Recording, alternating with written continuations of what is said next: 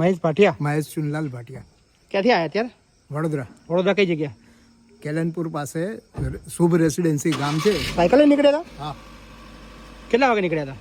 2:30 વાગે. વડોદરાથી સાયકલ લઈને 80 કિલોમીટર થાય અહીંથી. કેટલી ઉંમર તમારી? 67. 67 વર્ષ. 67 વર્ષ. પરંતુ આ મહિના પછી બીજી તારીખ આવશે ને ત્યારે મારી વર્ષગાંઠ છે. 68 પૂરા થઈ જશે. 68 પૂરા. બાપરે. કોણ છે તમારા ઘરમાં?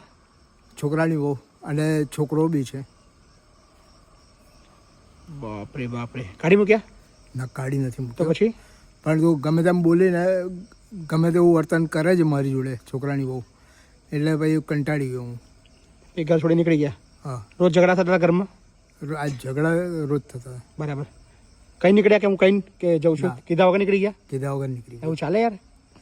ના ચાલે, પણ હવે કરવાનું શું? બહુ ગાળો બોલે છે? ગંદી ગંદી? ના, ગાળો નથી તો બોલતો. પછી પરંતુ ઝઘડો કરતા નહીં, ગાળો બોલતા નહીં તો કેમ ઘર કેમ છોડી દીધું તમે? મને એની જોડે નથી ભાવતું એટલે શું કરું? કેમ નહીં ભાવતું?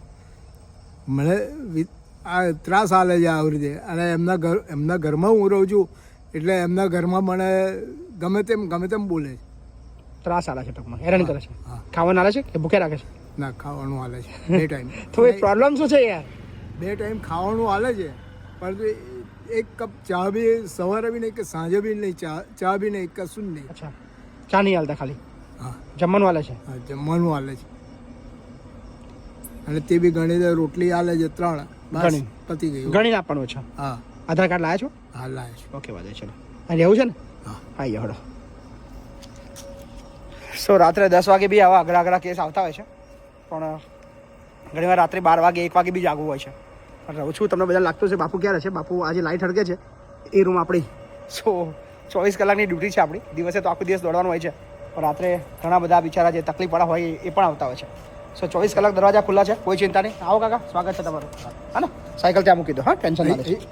હવે અહીંયા મૂકી દો, બાજુ ત્યાં મૂકી દો. હા, ચિંતા ના કરો.